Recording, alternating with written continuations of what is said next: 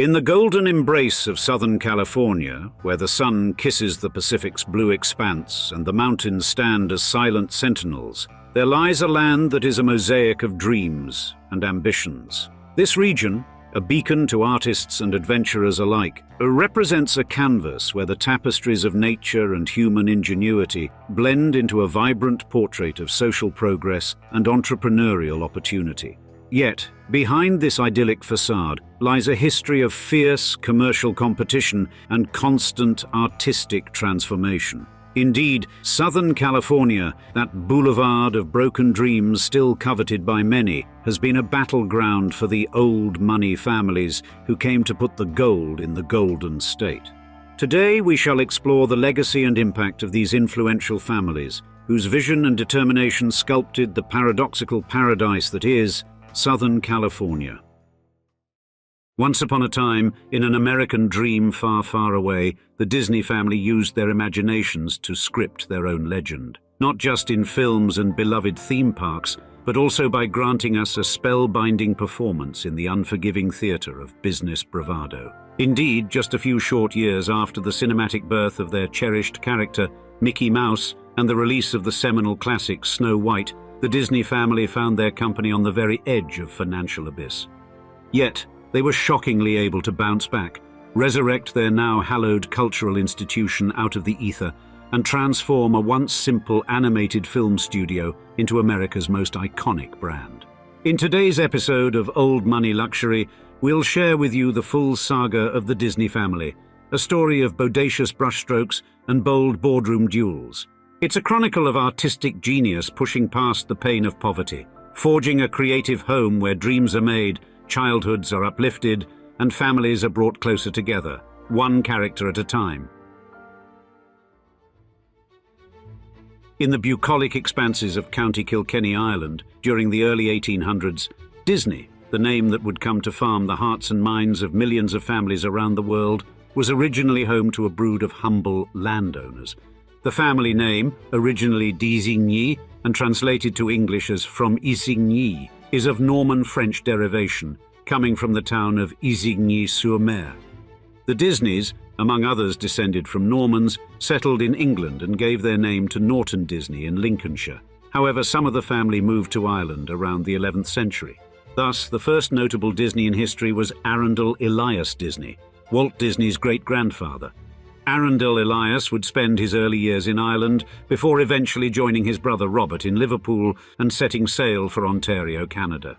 In Canada, Arundel Elias Disney's son Keppel found love with an Irish-Canadian, Mary Richardson.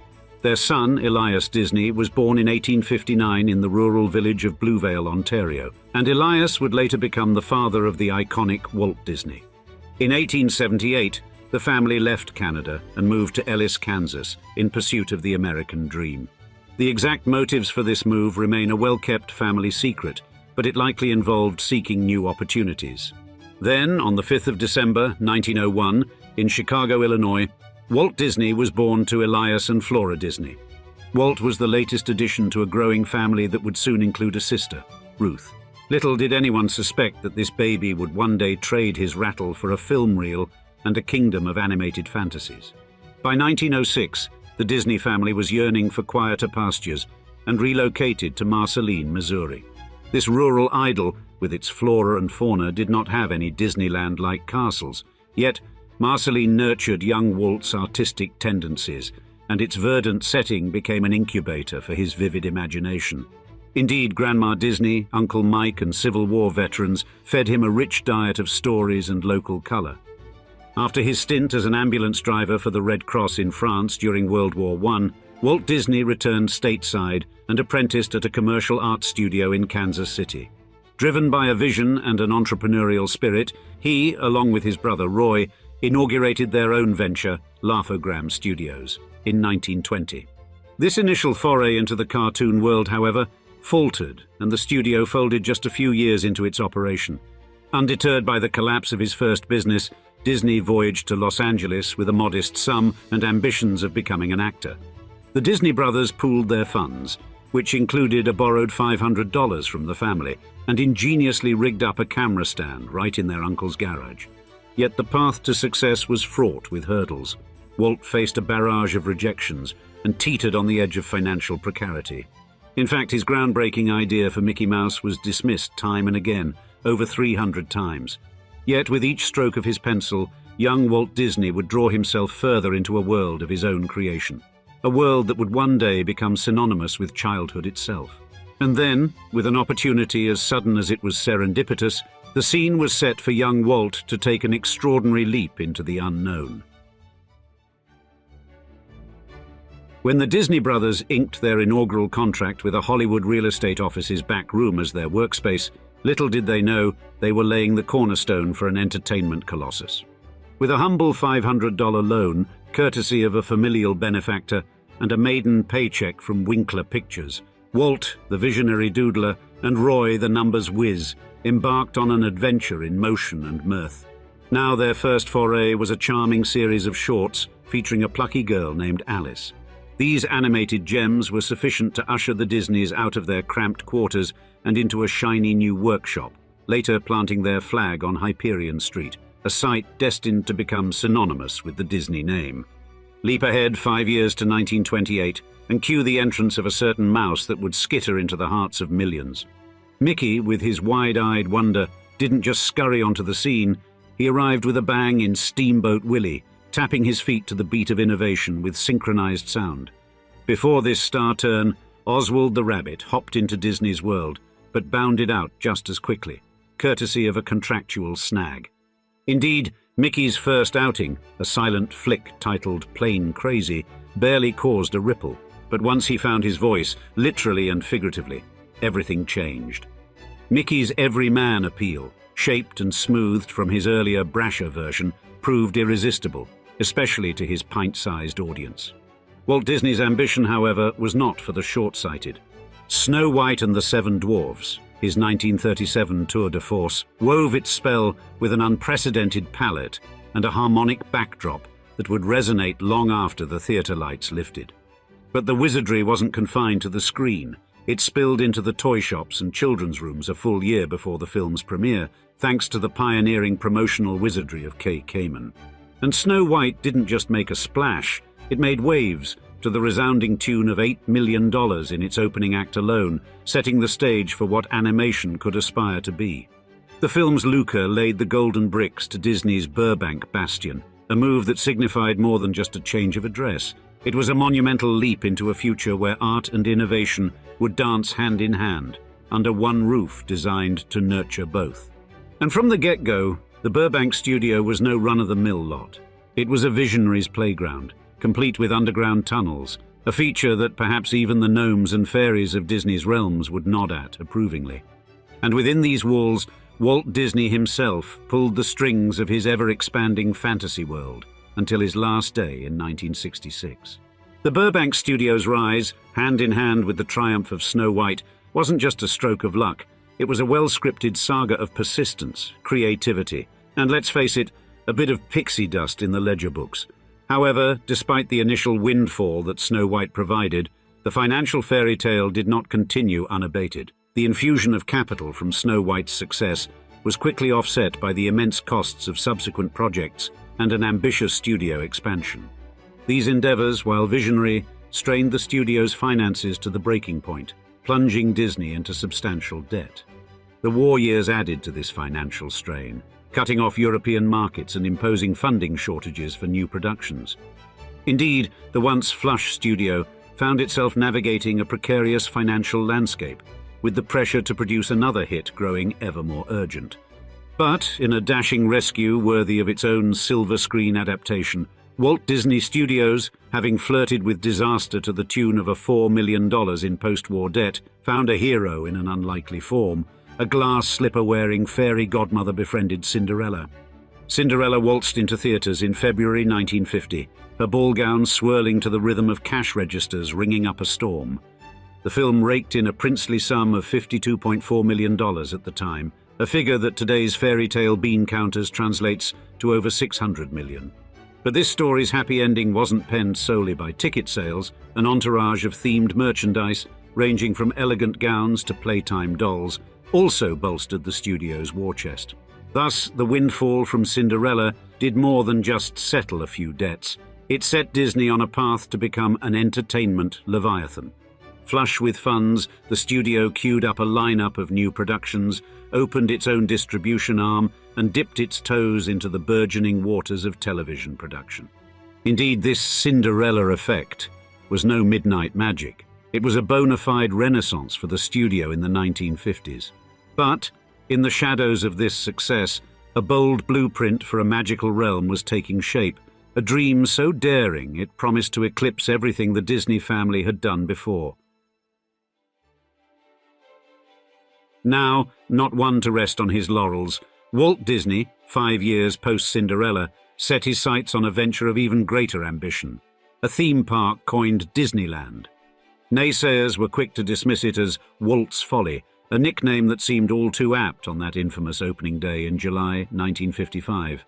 A bevy of counterfeit tickets, melting asphalt and ride malfunctions may have made it seem that the park was courting disaster rather than delight.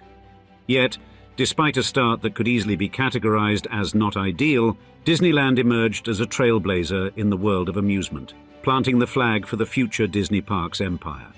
The park, like a storybook hero, rose from its shaky beginnings to charm audiences worldwide, drawing 1 million visitors within 10 weeks and escalating to 5 million annual visitors by the dawn of the 1960s. Certainly, Disneyland's success crowned the studio's financial resurgence that began with the triumph of Cinderella. Rolling into the 1970s, America found Diane Disney Miller, Walt's elder child, ensconced in a life dedicated to family and philanthropy. Her heart led her to Ron Miller on a serendipitous blind date. Their partnership extended beyond romance to a bustling household of 7 and a venture into the wine country of Napa Valley. And Diane's legacy, like her father's, would be marked by her philanthropic endeavors, which included founding the Walt Disney Family Museum and championing the arts, most notably through her instrumental role in bringing the Walt Disney Concert Hall to life. And then there was Roy E. Disney, the nephew of Walt, carving his own niche in the company as a senior executive. Although initially drawn to engineering, Roy found his true passion within the family empire, contributing to the True Life Adventures series and holding the animation studio's reins when needed. The 1970s, while not the best of times for Disney movies, witnessed Roy E. Disney wielding his influence and insight, not as a clock-watching executive, but as a creative force, ensuring the legacy of his family's name and the magic of Disney remained alive for future generations to enjoy. But as the final note of the 70s melody faded, a new conductor was poised at the Disney's orchestra's helm. The stage was set for Michael Eisner, whose hands would soon steer the storied enterprise through turbulent yet transformative waters and craft a future where the magic was to be not just sustained, but spectacularly reimagined. Settling into the 1980s, we first encounter Ron Miller, Walt's son-in-law and a man of many hats, NFL player turned Disney CEO pre-Eisner. Under his watch, the company cautiously ventured into uncharted territories, not only by launching Touchstone films to broaden its cinematic horizons, but also by inaugurating the Disney Channel in 1983, both carving new avenues for Disney's creative expression.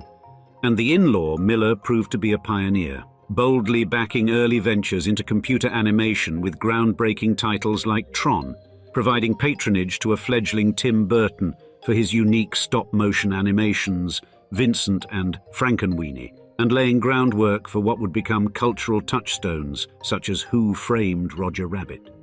Yet, for all his forward passes, the former football player Miller's tenure saw Disney on the defensive against corporate raiders, leaving some stakeholders grumbling on the sidelines. In 1984, the winds of change swept through Disney once more, as Roy E. Disney, along with Stanley Gold and influential shareholder Sid Bass, decided the time had come for new leadership. They eventually orchestrated a coup that saw Miller make way for a fresh-faced leadership trio, Michael Eisner, Frank Wells, and Jeffrey Katzenberg, who would steer the Disney ship into both prosperous and choppy waters. Now, in a tenure sprinkled with as much fairy dust as controversy, Michael Eisner's ride as the grand sorcerer atop the Walt Disney Company's empire from the autumn of 1984 until the leaves began to fall in 2005 unfolded like a theme park ride. Eisner, playing the role of the rejuvenator, took Disney's somewhat dusty throne and polished it to a shine that dazzled Wall Street and Main Street alike. He nudged the iconic Mouse House into the modern era, endowing it with a sparkle and verve it hadn't seen in 2 decades. Yet, as in any good Disney narrative, there was a twist.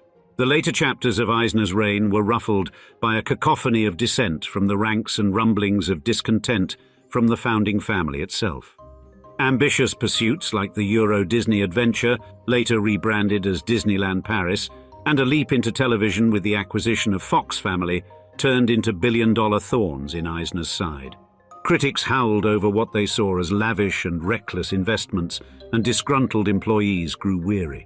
And the Magical Kingdom's 401k plan participants cast a spell of their own, a majority voicing no confidence in the CEO's re-election. As the digital clock ticked into the 21st century, Roy Disney, in one final dramatic act, decided to play hero in his own right. Resigning to rally the troops, he launched a second Save Disney campaign, an online crusade against the company's own narrative, calling for another change in leadership and governance. And his campaign wasn't for naught. In a resolution befitting a Disney tale, Roy ended his battle and returned to the company as a sage director emeritus, with peace restored in the kingdom. And finally, in a tribute to the original patriarch, 2009 saw the opening of the Walt Disney Family Museum. Diane Disney Miller, a key keeper of the Disney flame, chose the Presidio of San Francisco as the setting for a museum dedicated to her father's storied saga. This space wasn't just a gallery of memories, but an interactive showcase designed to echo Walt's ethos as a pioneer and storyteller, brimming with artifacts and anecdotes from the Disney dynasty. And then, at the top of our current decade, the tumultuous 2020s, the Disney lineage faced the dawning challenge of balancing legacy with modernity, yet they seemed poised ready to write the next chapter in a story where philanthropy and social conscience would take center stage. In the last few years, the Disney dynasty has swapped the boardroom for the higher calling of philanthropy, with the familial posterity embracing social advocacy over corporate intrigue. Steering this shift is the Roy and Patricia Disney Family Foundation, a beacon of social change and environmental stewardship, guided by Susan Disney and her cohort of siblings. This altruistic vessel has welcomed aboard the next generation, Olivia and Charlotte, daughters of Abigail Disney, who now lend their voices to the directorial chorus. Now their mother, the indomitable Abigail, and heiress to the Disney throne not by executive seat but by spirit, wields her clout as a documentary film producer, a social crusader, and not least a shareholder of the storied Disney company. She's become a gadfly to the Goliath, unabashedly scolding the whopping $66 million paycheck of ex-CEO Bob Iger back in 2019. But her campaign is vast, not stopping at the bulging wallets of Disney's upper echelon. Her documentary, The American Dream and Other Fairy Tales, pulls back the curtain on the disparities within the House of Mouse itself, while her environmental fervor found her in handcuffs during an anti-private jet sit-in, a bold move for climate change. Additionally, in the creative trenches with her are siblings Susan Disney Lord and Tim Disney, the latter donning the producer's hat alongside her.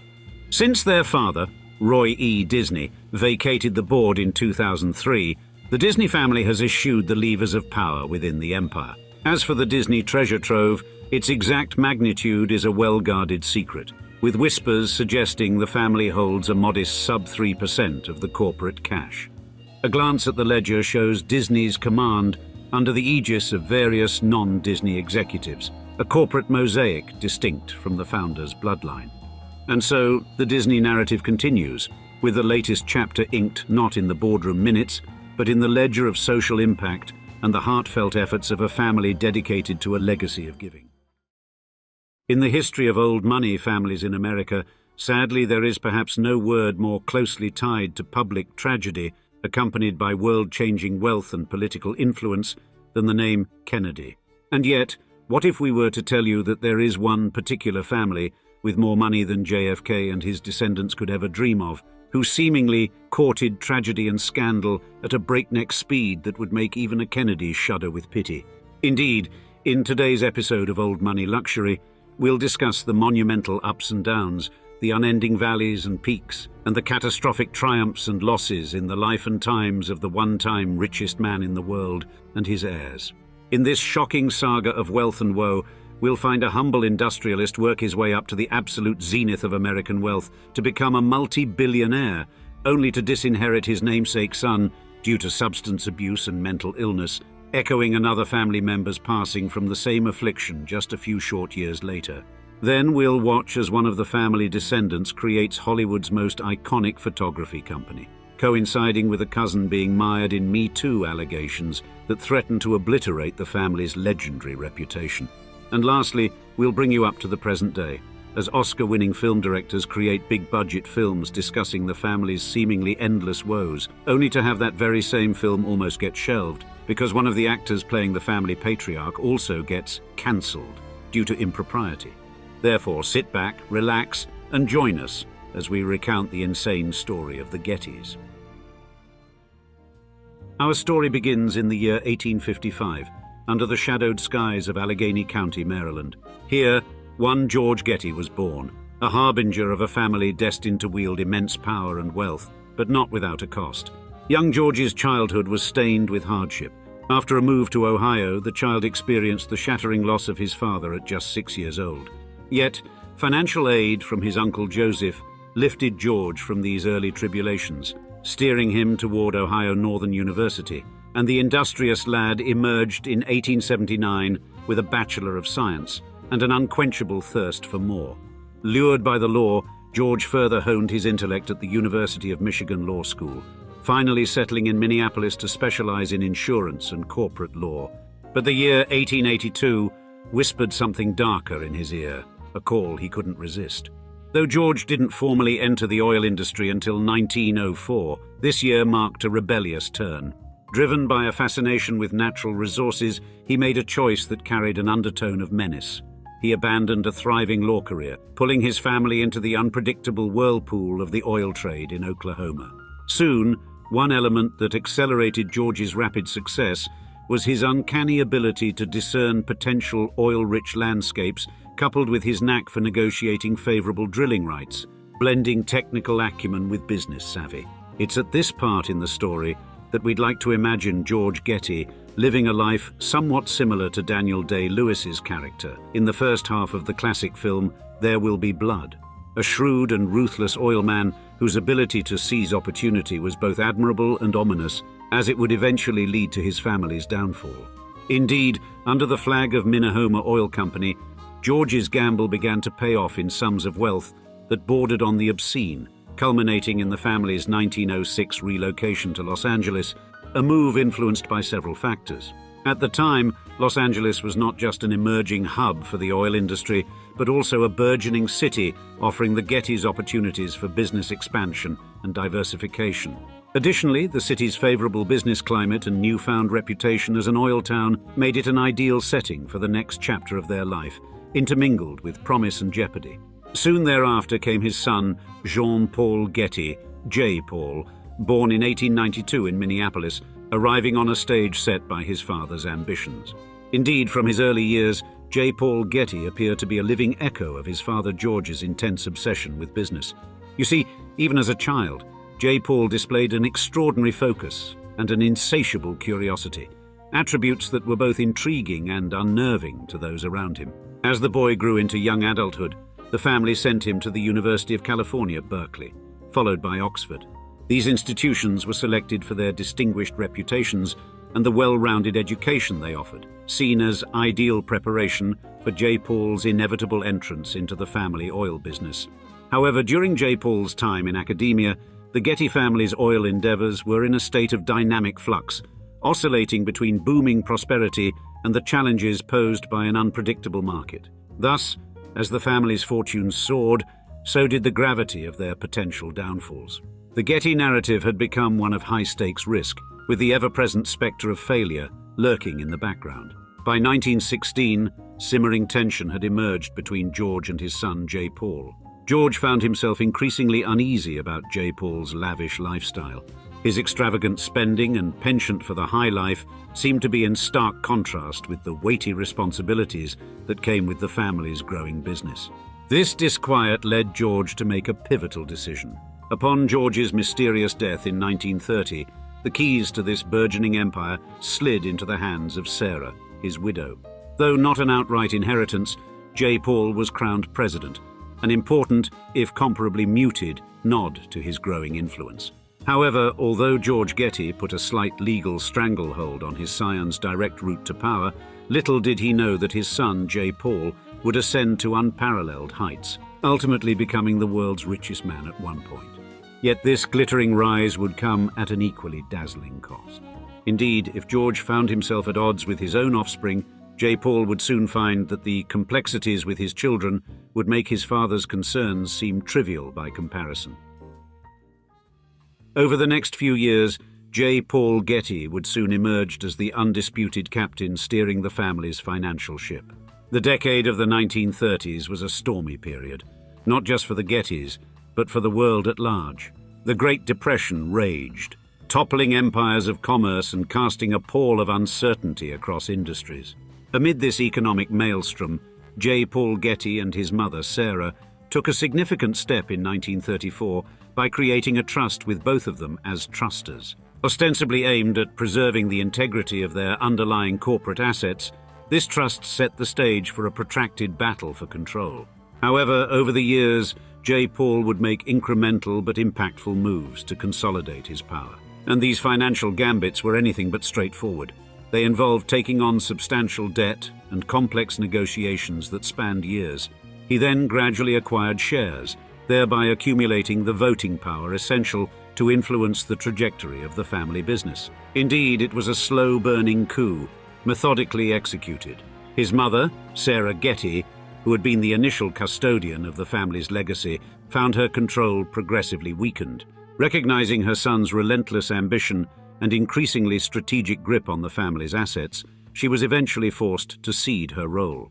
J. Paul therefore wrested control, relegating Sarah to a position where she was granted an annuity, but stripped of her authority over the empire. However, under J. Paul's control, the family's fortunes soon reached a breathtaking precipice in 1949, a moment tinged with both audacity and foreboding.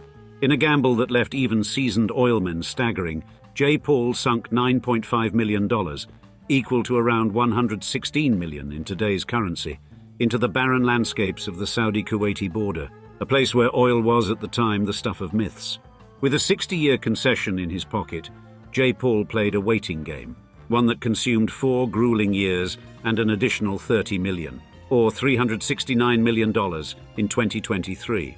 But then, in 1953, the sands of Wafra yielded their dark treasure. It wasn't just oil, it was a vindication of J. Paul's near-reckless foresight.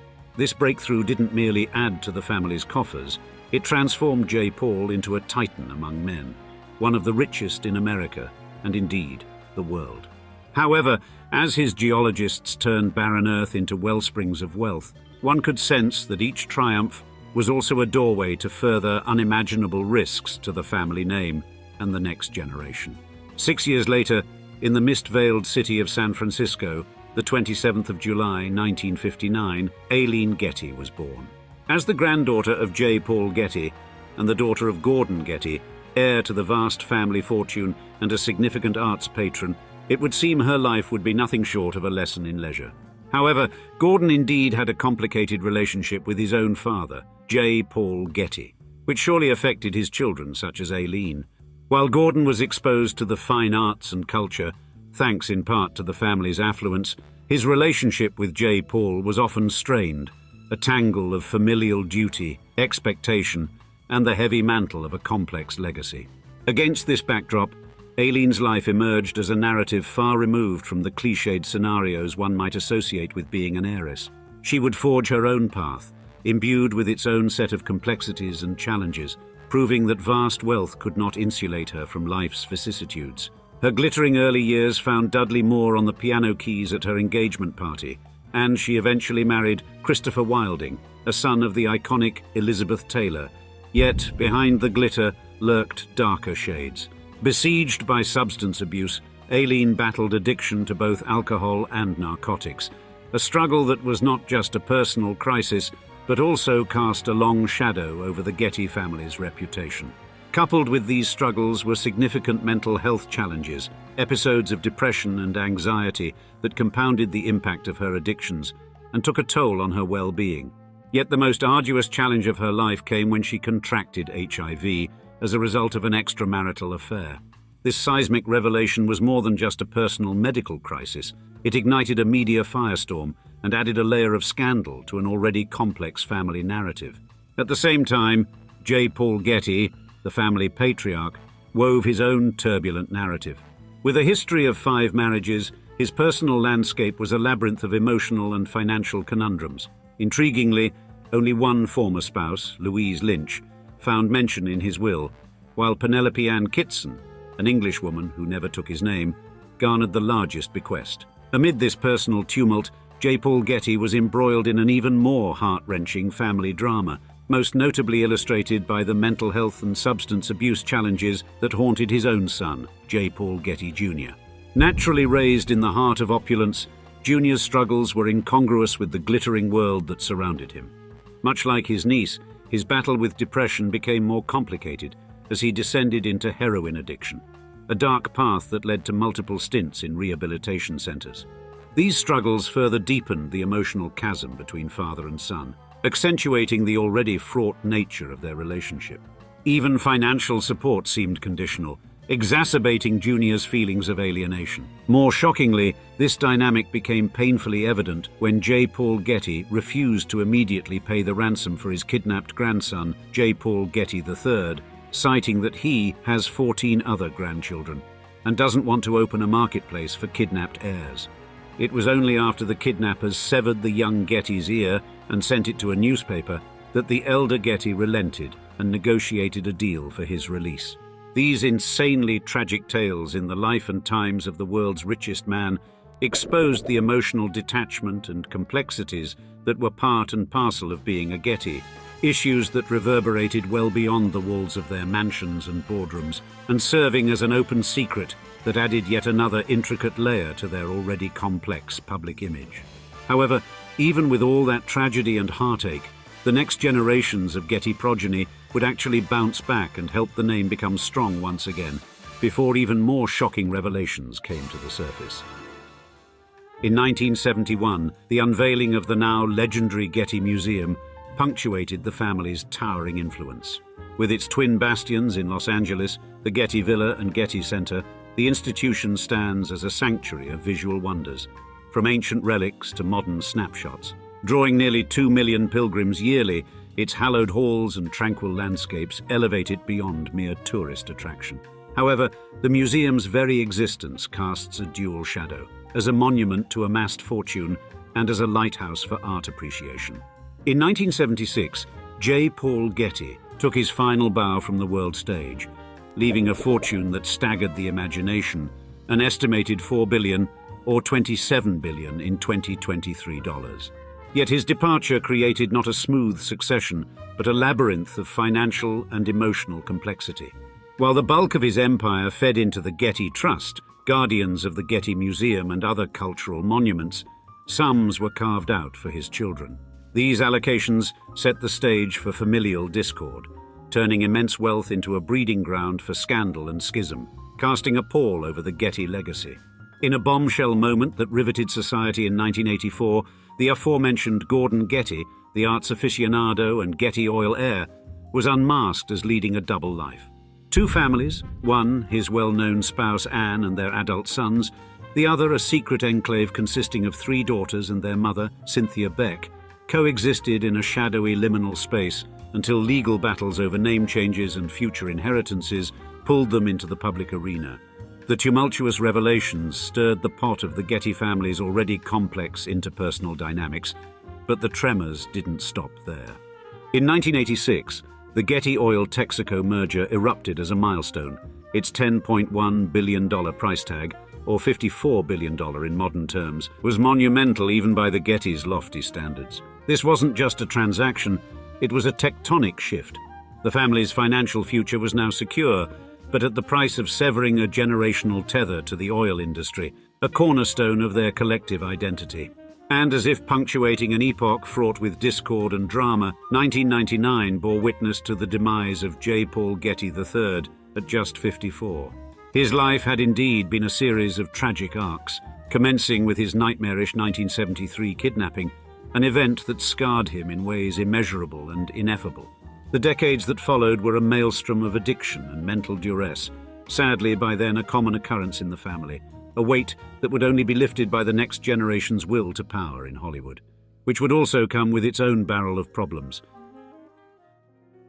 In 1960, the world welcomed Mark Getty, another luminary in the famed Getty lineage. Born in Rome but raised in England, Mark's academic pursuits in philosophy and politics at St. Catherine's College, Oxford, set the stage for an illustrious career. But he wasn't just another businessman. Mark revolutionized the landscape of visual media. Getty Images soon dominated the market, a colossus in the field of stock photography, commanding the visual narrative that shaped public perception. Then, in 1992, Los Angeles welcomed Nats Getty into its complex fold. A dazzling blend of model, designer, socialite, and advocate for LGBTQ rights, Nats burst onto the scene in a style far removed from the reserved legacy of old money families like the Gettys. Nat's marriage to Canadian socialite and YouTube sensation Gigi Gorgeous was a spectacle that seemed almost surreal. This was more than matrimony. It was an event that defied societal norms, challenging the perceptions surrounding old money families and online celebrities, as if shattering the final remnants of a once conservative dynasty. And then, as if to remind the world that the Gettys were never far from tragedy, a dark spectre loomed ominously. This manifested most harrowingly in the untimely death of Andrew Rourke Getty. A grandchild of J. Paul Getty Jr., Andrew's life passed on February 1, 2015, in Hollywood, yet another family casualty to accidental substance overdose. His absence became a chilling reminder that the Gettys' wealth and prestige offered no shields against tragedy. In 2017, legendary film director Ridley Scott brought the Getty enigma to the silver screen in All the Money in the World. However, even this film quickly gained controversy, as initially the film was to feature Kevin Spacey portraying J. Paul Getty Sr., only to have the notoriously intense allegations surrounding the actor require the studio to not only remove Spacey from the cast, but refilm every single scene he had already recorded. Then came Trust in 2018, a television series helmed by Danny Boyle. Featuring Donald Sutherland, Harris Dickinson and Hilary Swank, the drama unfolded the early years of the Getty saga. It was as if the screen itself became a magnifying lens, focusing on the harrowing relationships that defined the family. As the calendar turns to 2023, the family is at a crossroads, poised between a future laden with possibilities and an arena fraught with challenges. The manner in which they navigate the resolution of recent scandals and the mounting media attention will be telling. These are the watershed moments where their capacity to uphold a lasting legacy in both philanthropy and business will be earnestly tested. These days it seems like every two-bit social media influencer and semi-savvy pop star is making $1 billion. Yet much like a sports debate between father and son about how, back in my day, it was much harder to win a championship, the money game played by the family we'll discuss in this video had a totally different set of rules. And making that coveted first $1 billion wasn't easy at all. Indeed, from the very beginning, the world's first $1 billion media family has been marred in controversy. First, they had arguably the greatest film of all time, made specifically to lampoon its billionaire patriarch, William Randolph Hearst. A few decades later, a family member surprisingly got imprisoned after getting Stockholm Syndrome during a kidnapping by political radicals. All the while, the Hearst almost lost multi-billion-dollar empire in a custody battle due to a bad divorce at the hands of one of their more fanciful heirs. And yet somehow, for more than a century, the Hearst family has managed to keep their coffers not only afloat, but filled to their absolute brims to the tune of over $30 billion as of 2023. With that all said, today's episode of Old Money Luxury will be undoubtedly like no other, as we describe. The Hearst family, the first billionaires of media. In the grand parade of American family sagas, few names ring out as loftily as the Hearsts, a family original hailing from Irish soil, their origin story unspooled in South Carolina back in 1766. Way before anyone even thought of Silicon Valley's tech empires or Hollywood's cinematic aristocracy. Yes, these Hearsts got the ball rolling with a patriarch named George, whose gumption in the mining business could put any venture capitalist to shame. In the mid-19th century, George Hearst left a humble Missouri farm for the glinting allure of California's gold rush. Though he didn't strike it rich immediately, he eventually hit pay dirt, quite literally, with the Homestake mine in South Dakota. But George wasn't just a miner. He was also a gambler with a knack for scoring in high-stakes games. Winning the San Francisco Examiner in a bet, George branched into publishing, weaponizing the ink to champion Democratic Party causes. He turned a poker hand into a political platform, and honestly, you have to tip your hat to that kind of chutzpah. Yet while George made the money, it was his wife, Phoebe Apperson Hearst, who arguably made the legacy. This matriarch had more than domesticity on her mind. She was a visionary.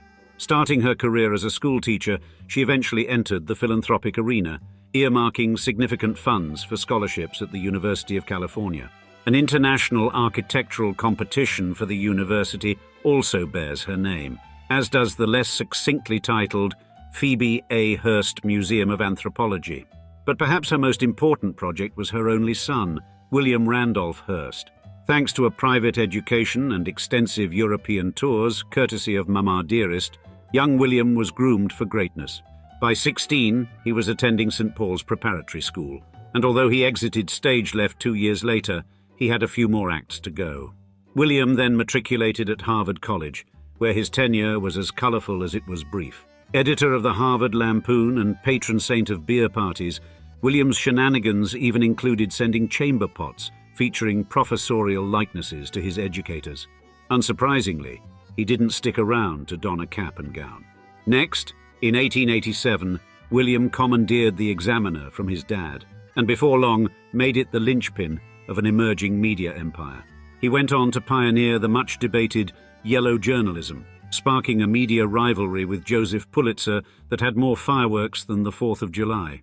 William's media strategies, questionable though they may have been, did result in expanding his media realm. Come 1919, the establishment of King Features Syndicate had the Hearst name sprawled across multiple media channels, from comic strips to editorials, reaching a readership as broad as his ambitions. But just when you thought William Randolph Hearst had peaked and left his mark, an unseen chapter loomed on the horizon, pregnant with possibility and offering yet another audacious leap. As the Roaring Twenties rolled in, William Randolph Hearst felt an insatiable appetite for expansion. Indeed, he wasn't content with merely ruling the nation's largest newspaper chain. He coveted the ink on glossy magazine pages as well. Now his first magazine nibble was Cosmopolitan. Originating in 1886 as a family-friendly read, Cosmo, as it's colloquially known, underwent several identity shifts before settling into its current iteration as a women's magazine. When Hearst acquired it in 1905, he injected a tantalizing blend of short fiction, public affairs, and the occasional celebrity profile. By 1940, Cosmo was practically a household name, boasting a circulation of a whopping 2 million.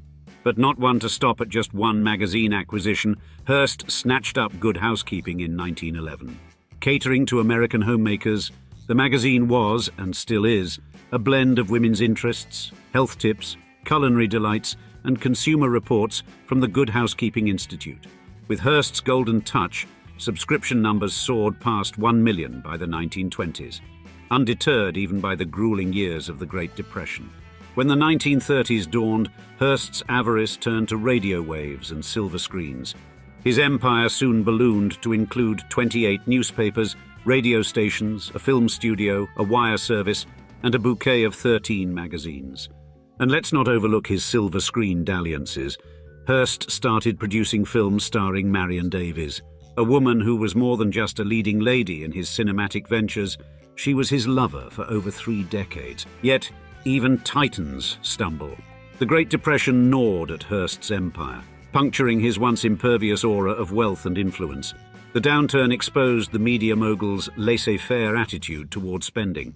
As political allegiances shifted, Hearst's once cozy relationship with President Franklin D. Roosevelt soured, and he used his media outlets to accuse Roosevelt's policies of being not too far removed from Bolshevism. Yet perhaps the most biting blow to Hearst's ego came in 1941 with the release of Orson Welles' cinematic critique, Citizen Kane.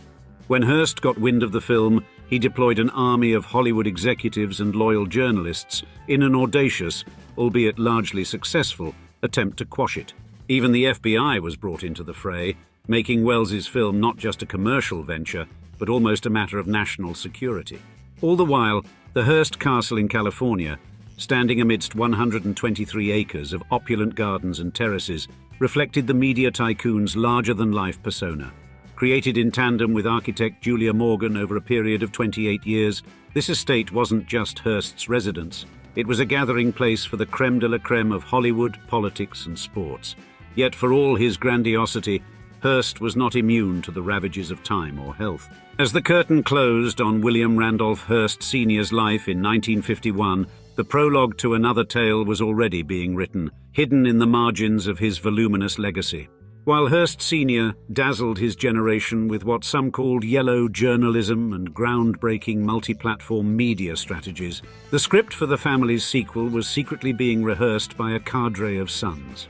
Indeed, the next generation of Hearst children was set to expand the empire into terrains even their illustrious father couldn't have envisioned. Now, William Randolph Hearst Sr. not only amassed a media empire, but also begat a brood of 5 sons: George, William Jr., John and the twins Randolph and David, and all of them dutifully plunged into the family inkwell and piggy bank. William Jr., born in 1908, elevated the familial calling to Pulitzer Prize-winning artistry. Known for his commitment to both the family enterprise and journalistic integrity, he was, if you will, the family's editorial North Star. David Whitmire Hearst, born 1915, wasn't exactly a byline lightweight either. Starting as a beat reporter for the New York Journal-American in 1936, David navigated a maze of roles, from assistant advertising director at the Baltimore News-Post to city editor, and eventually ascended the throne of publisher at the Los Angeles Herald-Express in 1950. His son, David Jr., today holds sway over a sizable share of Hearst Corp., complete with newspapers, magazines, and, because diversification is the name of the game, stakes in cable networks like ESPN and A&E. But it was Patricia Campbell Hearst, an extended family member, who provided one of the most confounding chapters in the family's history. Kidnapped in 1974 by the Symbionese Liberation Army, a radical left-wing group, the abduction took a bizarre turn. The captors intended to swap Hearst for jailed members of their group, but the drama unfolded in an unexpected direction. Instead of remaining a victim, Hearst became an accomplice, participating in criminal activities that included robbery and extortion. Arrested 19 months later, she faced a trial in 1976 and was convicted on charges of bank robbery and illegal use of firearms. While initially sentenced to 7 years, her term was commuted by President Jimmy Carter in 1979. Then the 1980s were transformative for the Hearst Corporation. A strategic pivot toward the burgeoning cable television industry saw the company join forces in ventures like the Arts and Entertainment Network and Lifetime. However, this recalibration was not without its intra-family tensions. It culminated in a lawsuit filed by William Randolph Hearst II against a 1999 merger of Hearst's television stations with Argyle Television, manifesting discord among family members regarding the corporation's future direction. Moving into the 1990s, the Hearst Corporation deepened its cable TV footprint by acquiring a 20% stake in ESPN, followed by investments in French television production and distribution firms associated with Canal+. By the late 90s, the company had morphed into one of the largest independently owned broadcasting groups in the nation, with its television and radio stations reaching a whopping 17% of all U.S. households. Thus, when the 20th century drew to a close, the Hearst Corporation had its fingers in more pies than a competitive eater at a county fair. With a broadcast empire that reached into nearly 1/5 of American homes, they were the proverbial 800-pound gorilla in the room of media conglomerates. But as the calendar flipped to a new millennium, a different kind of beast was emerging: the digital age. This posed a challenge, but also an unprecedented opportunity.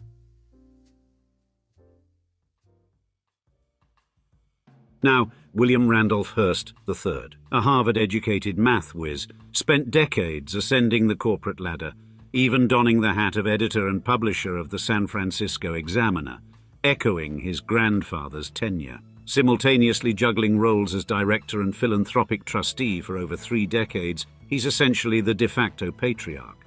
His cousin, George Randolph Hearst Jr., presided over the Hearst Corporation's board like a symphony conductor until his 2012 swan song. Leaving behind 4 offspring, including George Randolph Hearst III, he kept the family enterprise humming in harmony for more than 40 years. Then there's John Randolph Bunky Hearst Jr., the favorite grandchild of William Randolph Hearst, who was indeed a controversial figure in the Hearst family. His life escapades include twice-divorced status, race car adventuring, and editorial pursuits. But his dalliance with matrimony took a darker turn when his nuptials to Barbara cascaded into a legal scrimmage that rocked the gilded Hearst corridors. After Barbara sought a divorce, alleging everything from abandonment to inhumane treatment, a court drama unfolded, replete with a plot to allegedly drain Bunky's financial reservoir. Legal acrobatics took center stage in 2006 when Bunky's counsel designed a cunning plan: sue Barbara for fraud. If the court was convinced Barbara had performed financial sleight of hand, she'd have to return his assets. Unfortunately, the spotlight on this soap opera momentarily veered toward Hearst Corp's confidential ledger. Ultimately, Bunky withdrew his claims, ending the legal tempest, but not before exposing uncomfortable family and corporate financial particulars. Moving on to the more spiritual side of the family, we could say Victoria Hearst, an evangelical outlier among socialite siblings Anne and Patty, adds a dash of ideological spice to the family tableau. Her convictions starkly contrast the family's more conventional views, providing journalists with ample fodder for stories on family dynamics. And philanthropy is another family forte. Involved in the Pocantico Declaration in 1999, the Hearsts promised to marshal their assets for public welfare, demonstrating that their riches aren't solely reserved for Hearst Castle upkeep or high society galas. As we veered into the 21st century, Hearst Corporation grappled with the digital revolution, and the year 2000 proved a Rubicon moment. Balancing a print legacy with the bite-sized attention spans of the internet age, Hearst made strides, including strategic acquisitions and digital overhauls. 8 years deep into the digital shift, and another plot twist, the 2008 financial meltdown. A saga in itself, the crisis disrupted global economies, pressing media entities like Hearst to hasten their transformation into digital juggernauts. However, for those corporations with a well-balanced portfolio and multiple income channels, like Hearst Corporation, the bumpy ride of market fluctuations turned into more of a manageable seesaw. Yet, even as the family comfortably steered the Hearst ship to seemingly placid waters, little did anyone know that the winds of change were about to pick up, setting the stage for another significant shift in the company's leadership. In 2012, the corridors of Hearst Corporation felt a seismic shift as a figurative family baton passed hands. The venerable George Randolph Hearst Jr., board chairman and patriarch in every sense, drew his last breath. It was the proverbial end of an era, and you can think of it sort of like a classic episode of HBO's Succession in terms of family dynamics. Enter stage right, Stephen R. Swartz, the understudy you didn't know was about to steal the show, again, much like Succession. Swartz, once the company's chief operating officer, ascended to the throne of president and CEO in 2013. With 2 decades of Hearstian experience under his belt, he piloted the media empire through a landscape that saw not just growth, but a blossoming of innovative diversification. Furthermore, in 2015, Hearst threw its hat into the real estate ring. They ventured into a 4-acre slice of downtown San Francisco with the aptly named 5M project. Hearst didn't go it alone, though, sharing the spoils with Forest City Realty Trust. A lucrative contract ensured Forest City would have a gleaming new office tower and a 288-unit apartment building to their name, while Hearst cozied up to its Chronicle and Examiner buildings like a comfort blanket. And the same year saw Hearst partnering with the Georgetown Company to breathe new life into the iconic Herald Examiner building. Picture it. Creative office spaces mingle with the aroma of artisanal coffee and the buzz of commerce. This isn't just real estate. It's Hearst applying a Midas touch to mortar and bricks. Fast forward to the 2020s, and the Hearst family's reach has stretched its tentacles into diverse and engaging avenues. Among the newer branches on the family tree, Lydia Marie Hearst Shaw and Gillian Hearst Shaw are more than just ornamental. Lydia, a great-granddaughter of the original media magnate William Randolph Hearst, balances her life as a fashion model, actress and lifestyle blogger with the ease of a Wall Street juggler. Her fashion line, Lydia Hearst for Puma, speaks to a new generation of style mavens. Her sister Gillian, while a tad more reserved, adds her own brand of social allure to the Hearst name. She juggles the responsibilities of being a single mother and a socialite, a modern Renaissance woman in her own digital domain. And while you might peg them as mere purveyors of newsprint and pixel, Hearst Corp is a giant squid in a global media ocean. Under the chairmanship of William R. Hearst III, the family business has amassed an astonishing portfolio. Think ESPN and a slew of financial information services. And lest we forget, a family fortune that hovers around the $30 billion mark. And so the world's first billion-dollar media dynasty is, much like many families, flawed but trying to always improve, experiencing ups and downs, valleys and peaks, but a lot more coins in the bank than most of us. At one point in time, Pickfair stood as the epitome of Hollywood glamour and opulence. Nestled in the heart of Beverly Hills, California, the mansion was more than a home. It was a cultural phenomenon created by film legends Mary Pickford and Douglas Fairbanks.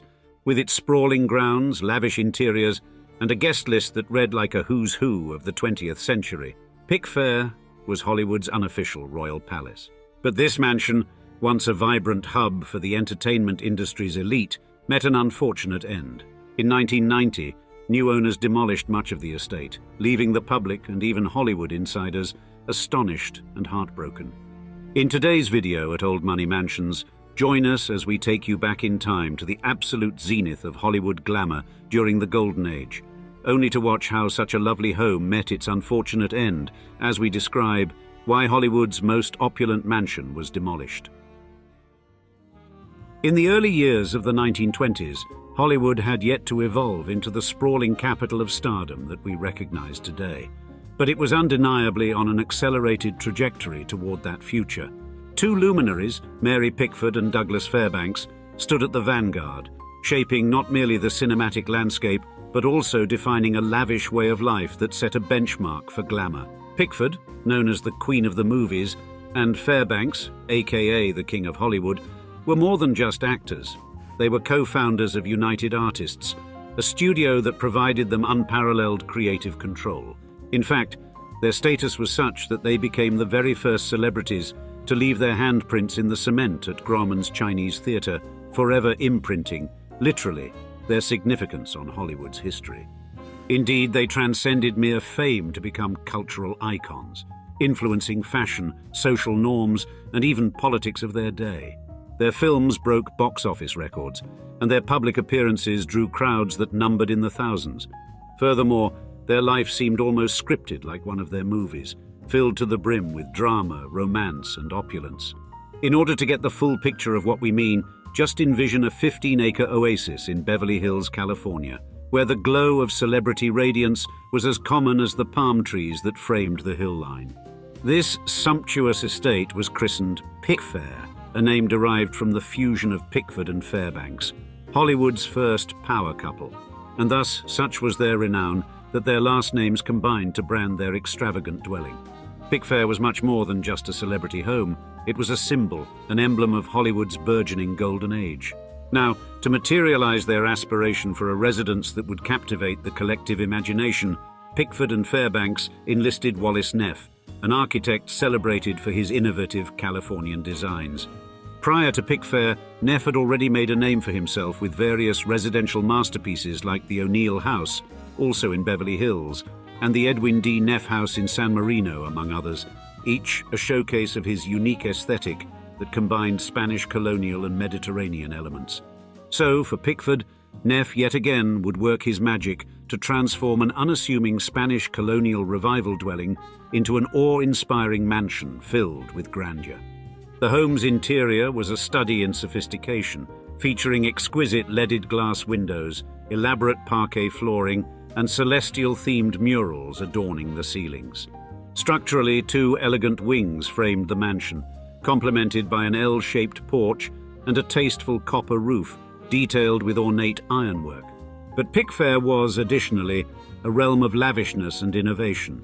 Beyond the expected amenities like stables and tennis courts were some unexpected delights: a Western saloon and what was considered the first in-ground pool in Los Angeles. Douglas Fairbanks reportedly even had an underground jogging track for his more private physical endeavors. And Mary Pickford seized the opportunity this paradise provided to conduct a pioneering bikini photoshoot on the premises in 1922. Now, the living room served as the opulent core of the household, adorned with 18th century art and antiques. Items from the collections of Countess Rodesno and Lord Leverhulme added to the grandeur, along with Louis XVI furniture. And Mary Pickford herself seemed to personify tranquility as she sat on a couch covered in sumptuous Chinese damask silk. Their collective interest in international culture also turned their mansion into a museum filled with Asian treasures, such as intricately carved rhinoceros tusks and a silver urn from the King of Siam. And the aesthetic of the mansion remained an ever-evolving canvas, meticulously curated by America's first professional decorator, Elsie de Wolfe, and design virtuoso Tony Duquette. The exterior was equally enchanting. Adorning the property were flourishing orchards and intricately landscaped gardens, a hallmark of opulent Hollywood estates in the 1920s. Cypress and olive trees dotted the landscape, while fragrant blooms of lavender and jasmine infused the air with their intoxicating scent. Fountains and sculptures provided not only visual grandeur, but also an aura of tranquility that was designed to transport visitors into a realm of fantastical beauty. And then, in 1949, against this backdrop of visual and sensory magnificence, Pickford and Fairbanks celebrated yet another pivotal moment in their legendary lives: their wedding. An affair of extraordinary glamour, it was an event befitting Hollywood royalty. The guest list was an assemblage of the era's most luminary figures, including Charlie Chaplin, the Barrymores, and other silver screen legends. Therefore, the ceremony was more than an exchange of vows. It was a celebration that epitomized the very essence of Hollywood sophistication and artistry. In this manner, Pickfair was never a static entity, but rather an evolving symphony of style and taste. However, their wedding was just the tip of the iceberg in a long history of star-studded moments at Pickfair, and there was so much more to come as Hollywood royalty descended on this modern palace-like abode. Indeed, in the roaring 20s, the epicenter of Hollywood's effervescent social scene was unquestionably the Pickfair Mansion. Likened to America's Buckingham Palace by none other than Lord Mountbatten, Pickfair transcended being merely a residence. It was a cultural phenomenon. As Beverly Hills Mayor Will Rogers humorously noted, his principal task was essentially directing people to Mary Pickford's house. Now, what made Pickfair an irresistible draw wasn't solely its architectural splendor or its aesthetic grandeur, but its role as a social vortex that attracted a dazzling array of talents and intellects. The estate's dinner parties were the stuff of legend, boasting an enviable guest roster that ranged from cinematic giants like Charlie Chaplin and Harold Lloyd to monumental personalities like Albert Einstein and President Franklin D. Roosevelt. When you walked through the grand entryway, you weren't just stepping into a house. You were entering a circle of influence that extended well beyond the film reels. And in the midst of laughter echoing through gilded halls and crystal glasses clinking in festive toasts, there was an undeniable energy in the air. This was the pulse of a new, burgeoning America, a nation being shaped and represented by Hollywood glamour epitomized by Pickfair. An invitation to this hallowed space was more than just a social courtesy. It was a confirmation that you had earned your place among the influential elite. Yet, like all things subject to the fickleness of time and fortune, the allure of Pickfair would begin to diminish as the 1930s approached. In fact, the decline paralleled the waning film careers of Mary Pickford and Douglas Fairbanks. Their once idyllic love story, which had been a cornerstone of Hollywood mythology, eventually disintegrated with their divorce in January 1936, and what had once been a haven for the cultural elite morphed into a haunting relic of a dissolved union. This marital dissolution marked not just the end of a relationship, but signaled the mansion's transition from social hub to a muted echo of its former glory. Though the architecture remained, the vibrant social life that once pulsated through its rooms became a fading memory. While Mary Pickford continued to inhabit the estate with her third husband, Charles "Buddy" Rogers, the vibrancy and social magnetism of Pickfair under her previous marriage never resurfaced. Thus, as the 1930s drew to a close, a palpable stillness replaced the erstwhile buzz of extravagant social gatherings at Pickfair Mansion. The subsequent 1940s saw the iconic estate transform into a haven of solitude for Mary Pickford, who deliberately withdrew from public life following her divorce from Douglas Fairbanks. This transformation was more than a personal decision. It served as a reflective lens, capturing the fading luminance of Hollywood's golden age. Therefore, this period of seclusion was emblematic of more extensive shifts within Hollywood itself. Tinseltown's landscape was morphing.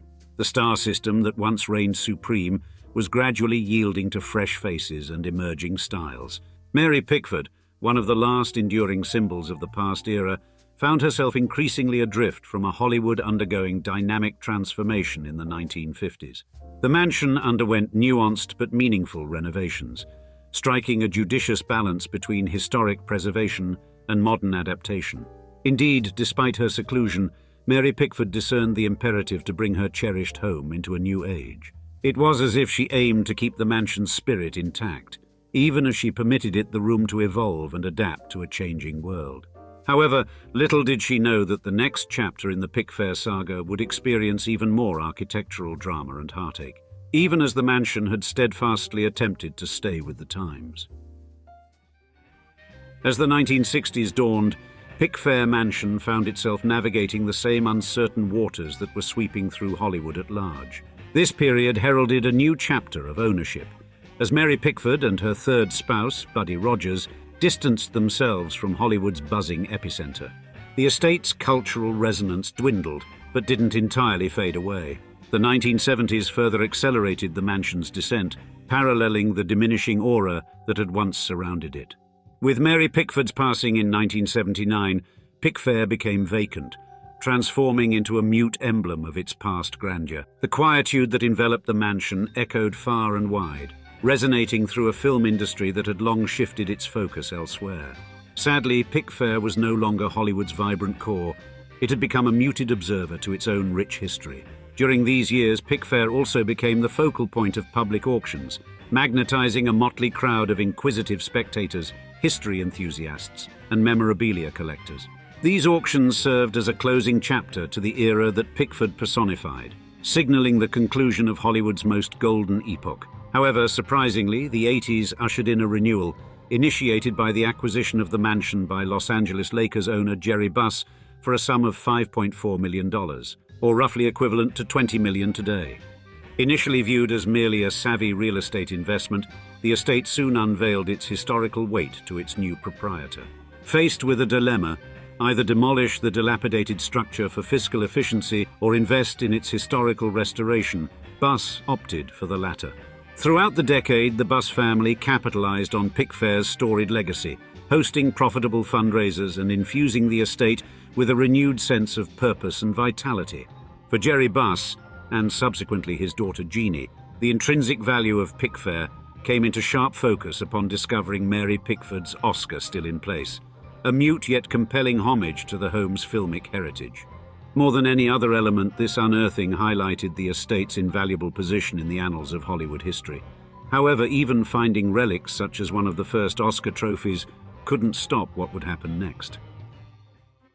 In 1988, the Pickfair estate, a historical nexus of Hollywood glamour, underwent another change of ownership.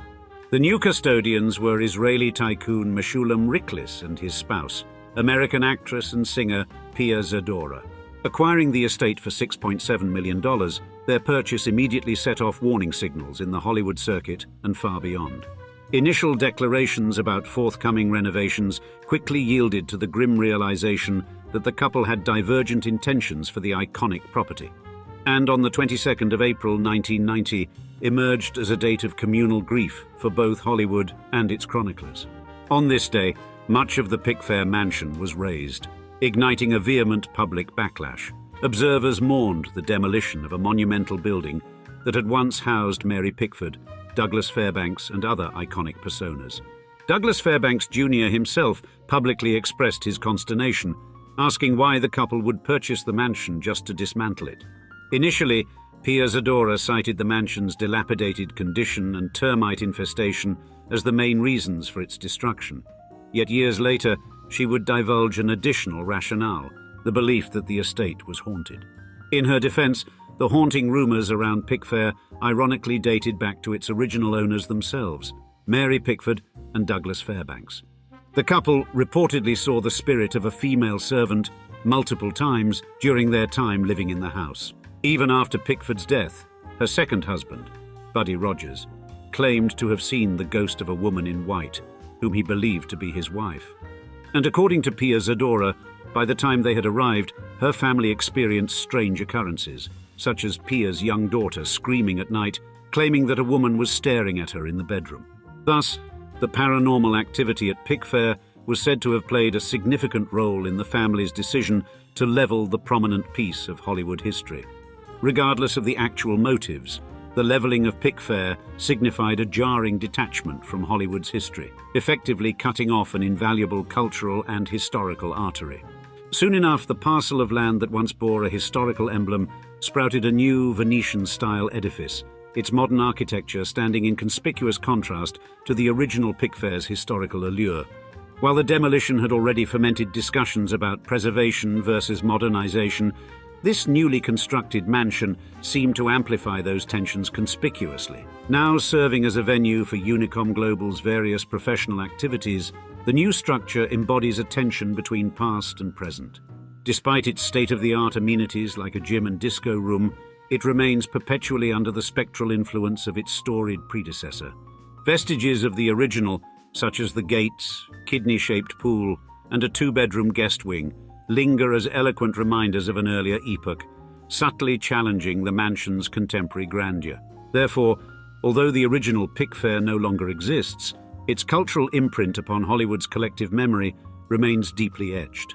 Conversations initiated by its destruction continue to echo, compelling us to grapple with intricate dilemmas surrounding the valuation of history versus advancement. Imagine the quintessential conservative patriarch, an emblem of American right-wing politics, the 40th President of the United States, Ronald Reagan. Now picture his offsprings, not as bearers of the conservative torch, but as those casting it aside for a light of a different color. Indeed, this isn't a fictional twist, but the living narrative of one of America's most enigmatic political families, the Reagans.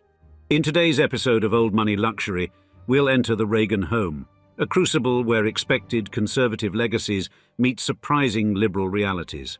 Ron, the family's youngest, veers left, embracing progressive ideals with an energy echoing his father's fervor for conservatism. His sister, Patty Davies, is no different, advocating for views her father's policies once opposed. Thus, within the Reagan family's history, herein lies not a saga of alignment, but a riveting account of ideological divergence within America's most unpredictable dynasty. In the middle of the 19th century, the Reagan ancestors would embark on a transformative journey from the emerald shores of Ireland to the land of opportunity, America. This exodus was set against a tumultuous period for the Irish, a time marred by the infamous Great Famine that raged from 1845 to 1852. The blight that ravaged potato crops led to mass starvation and disease, pushing over 1 million to flee their homeland.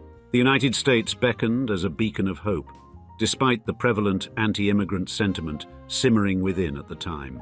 The Irish, often arriving impoverished and weary, faced discrimination and were relegated to the lowest rungs of the socio-economic ladder.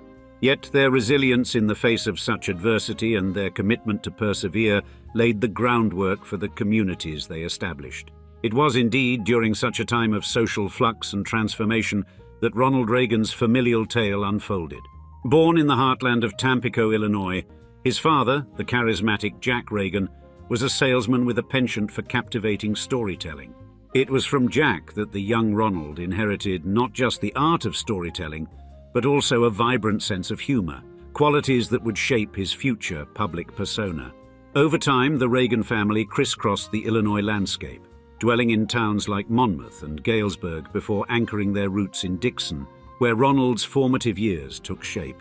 And then, the 6th of February 1911, marked the birth of Ronald Wilson Reagan. His parents, the aforementioned John Edward Jack Reagan and Nell Wilson Reagan, instilled in him a deep work ethic, a sense of duty, and an unwavering love for their homeland. And their abiding Christian faith left an additional imprint on Ronald's character, a guiding light that would shine through his life. Having graduated from Eureka College in 1932, Reagan embarked on a career that would see him master the art of communication. And when the world of radio broadcasting beckoned, and he answered, working his way up from sports announcer to a beloved radio personality. These formative years in broadcasting cultivated his remarkable ability to connect with audiences, a skill that would serve him well in the realm of politics. Then, in 1937, a new chapter unfolded as Reagan ventured into the enchanting world of Hollywood. Warner Brothers recognized his star potential, propelling him to leading roles in cinematic treasures such as Newt Rockney, All-American, and King's Row. Love, too, played a role in his life's narrative. His first marriage, a union with actress Jane Wyman in 1940, brought forth 2 children, Maureen and Michael. Alas, the cinematic love story met its final act in divorce in 1948. However, the grand love story of Ronald Reagan's life was yet to come. In 1952, he found his muse and partner in Nancy Davis, a luminous figure who would become an integral part of his life and career. Their union, which spanned over 5 decades until Reagan's passing in 2004, would stand as one of American politics' most iconic duos. Yet before the world knew him as governor, or indeed as president, Ronald Reagan was an actor, a voice that carried across radio waves, and a man of persuasive charm on the television screens. As California's golden sun dipped below the horizon, a new dawn was approaching, one that would see the Reagan family's destiny intertwine with the governance of a state, and later, a nation. Now, at the time he decided to run for governor of California, Ronald Reagan was already a familiar face to Americans, but his role was vastly different. He graced the silver screen as an actor, and later took on the mantle of leadership within the Screen Actors Guild. But his transition from actor to political contender wasn't an abrupt switch. It was rather a gradual shift that reflected his deepening interest in conservative politics, especially as a counterpoint to the prevailing liberal Hollywood ethos of the time. Specifically, Reagan's foray into politics was marked by a speech supporting Barry Goldwater in 1964, which resonated with many conservative Californians. His communication skills, honed in Hollywood, now served him well in the political arena, enabling him to connect with voters on a personal level. This natural charisma and his vision for a more conservative California laid the groundwork for his successful bid for the governor's office in 1966. During his tenure, he focused on reducing government intervention in social issues, loosening the reins on businesses, and enacting sweeping tax cuts. His vision was to rekindle the free market spirit, liberating it from excessive government regulation and fostering an environment ripe for private initiative and enterprise. And at the time of his inauguration, the nation grappled with double-digit inflation and soaring interest rates, challenges that Reagan vowed to confront head-on. In 1976, Reagan narrowly lost his bid for the Republican presidential nomination, but he emerged as a formidable force in national politics. His unyielding dedication to conservative principles garnered him a fervent following, solidifying his stature as a leading figure within the Republican Party. Next, in 1980, Reagan ran for president, claiming to carry the banner of restoring American pride and strength, embodying the quintessential American spirit of self-reliance and resilience. The pillars of his agenda included a resolute commitment to reducing government intervention in the economy and bolstering military expenditure, both of which would become cornerstones of his presidency. As he stepped into the highest office in the land, Reagan was met with a wave of optimism and hope. Yet he also faced a formidable array of challenges. A recession loomed large, and unemployment rates soared, casting a shadow over his initial days in power. Ronald Reagan's presidency was marked by an economic strategy that emphasized tax reductions, deregulation, and a surge in defense spending. This approach, known as Reaganomics, set off an economic upswing that saw the stock market soar to new levels, Yet this success came with a steep rise in the nation's debt, an issue that still sparks debate over fiscal policy. And the tax reductions aimed to jumpstart the economy, but they didn't cover their own cost as hoped. Instead, federal income dropped around 9% initially. The expected decrease in spending didn't occur, further expanding the deficit. Additionally, a significant rise in military expenditure under Reagan, justified as a counter to the Soviet threat, was drawing criticism for its part in increasing the national debt. And Reagan's social policy also drew ire, as it suggested a retreat of federal involvement in addressing social issues, which some argue put the more disadvantaged American populations in jeopardy. In his second term, Reagan shifted towards diplomacy and arms control, notably collaborating with Mikhail Gorbachev. This resulted in the Intermediate-Range Nuclear Forces Treaty, a key factor in softening the Cold War tensions and eventually leading to the Soviet Union's collapse. Yet, Reagan's tenure in office was also a time marred by controversy and scandal, fueling debate among scholars and the public. One such scandal was the Iran-Contra affair, where officials secretly sold arms to embargoed Iran, using the profits to support Nicaraguan Contras in direct defiance of the Boland Amendment. This event called into question the administration's adherence to legal and constitutional principles. Therefore, the Reagan era not only left an unforgettable mark on American politics, but also fundamentally transformed the demographic composition of the Republican Party. Its core tenets, firmly etched in the national consciousness, endure to this day: lower taxes, reduced government constraints on both individuals and businesses, and an unwavering commitment to a robust military. Yet, as the Reagan administration faced challenges, both domestic and international, it would be the unspoken yet undeniable influence of one individual that would shape the legacy of this political family. Behind the scenes, yet profoundly impactful, Nancy was preparing to imprint her vision upon the very fabric of the Reagan doctrine. In the hallowed pages of American history, the indomitable Nancy Reagan emerges as a First Lady of formidable influence. You see, Nancy Reagan was not a passive observer of her husband's presidency. She was a catalyst for change. Her Just Say No anti-drug campaign echoed through the nation, a resounding call to arms in the battle against substance abuse. Yet it was not just in the realm of policy that Nancy's influence reigned supreme. Her style was a canvas upon which she painted her unique identity, and the signature Reagan red evening gowns she donned became symbolic of her grace and panache. Indeed, the Reagan marriage, a captivating narrative in its own right, stood as an emblem of devotion. Theirs was a love story that transcended the political arena, and Nancy was more than a First Lady. She was a guardian of her husband's well-being and a staunch advocate of his political vision. While critiques abounded about her spending and her influence, the undeniable truth remained: their love was a force to be reckoned with. However, it was the legacy of the Reagan children that would truly show the ideological diversity of this legendary political dynasty. For example, the Reagans' daughter Patty Davies emerges as a figure of profound transformation.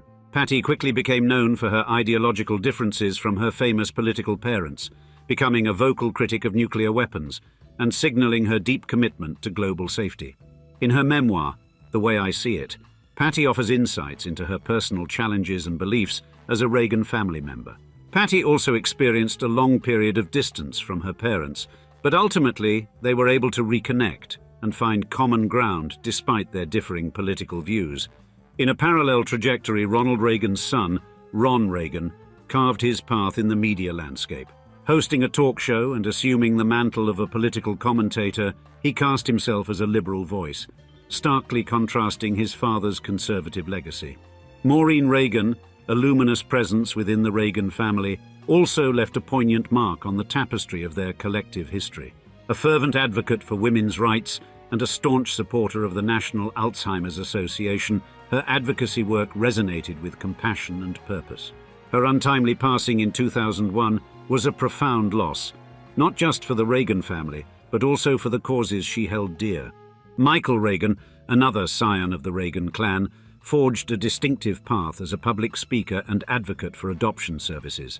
As an adopted child himself, he channeled his experiences into a powerful mission to raise awareness about the importance of adoption. Additionally, his commitment to promoting his father's legacy and conservative principles remained unwavering. Therefore, the Reagan family stands out in American political lore for their internal diversity of thought and belief, contrasting sharply with other prominent political families such as the generally liberal Kennedys and Roosevelts, or the predominantly conservative Trumps and Bushes. This unique characteristic of the Reagans highlights a breadth of perspective within a single family, showcasing the complexity and individuality of political views across generations. Now, on the 5th of June 2004, the nation mourned the passing of Ronald Reagan, the 40th President of the United States. The news of his death spread across the country and beyond, eliciting an outpouring of grief and tributes. And Reagan's state funeral was a dignified and solemn spectacle, with thousands of mourners lining the streets of Washington, D.C. to pay their respects. The procession made its way to the National Cathedral during a solemn journey that featured a horse-drawn caisson carrying Reagan's casket. There, amidst the soaring spires and hallowed arches, a memorial service was held. Dignitaries from around the world gathered to honor the legacy of the statesman, including former Soviet leader Mikhail Gorbachev himself, a testament to Reagan's transcendent influence. After their patriarch's passing, the Reagan family's commitment to public service extended to charitable causes with the establishment of the Ronald Reagan Presidential Foundation. This institution stands as a bastion dedicated to preserving and championing the legacy of Ronald Reagan. It orchestrates an array of programs and events, including speaking engagements and public appearances by Reagan family members. Furthermore, the foundation ardently supports charitable endeavors, with a poignant focus on combating Alzheimer's disease, a cause dear to the family's heart. Thus, his legacy of the presidency of Ronald Wilson Reagan is a tale of two cities, if you will. On the one hand, Ronald Reagan is venerated by many as a paragon of conservative values, whose tenure in the White House is synonymous with an era of economic rejuvenation and assertive foreign policy. On the other, he is critiqued for policies that critics assert exacerbated income inequality and sowed seeds of discord in international relations. Reagan's foreign policy maneuvers, particularly the aggressive posture against the Soviet Union, are either celebrated as a decisive contribution to the end of the Cold War or decried for escalating nuclear tensions and fostering conflicts in Latin America. And the legacy of the Reagan family is equally nuanced.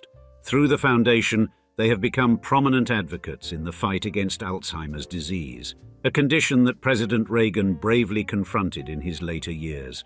This advocacy has been widely praised, yet some of the Reagan children's forays into public life and well-known contention with their father's views have also added layers to the family's complex public image. And in media and literature, Reagan is both lionized and vilified, a symbol of his enduring impact, both good and bad, on the nation. This complex portrait is essential to understanding the legacy of Reagan's America, a country equally capable of fierce political divisions and remarkable bipartisan accomplishments. On the golden shores of Santa Monica, California, where the waves whispered secrets to the stars, stood a mansion so grand it made the heavens seem within reach.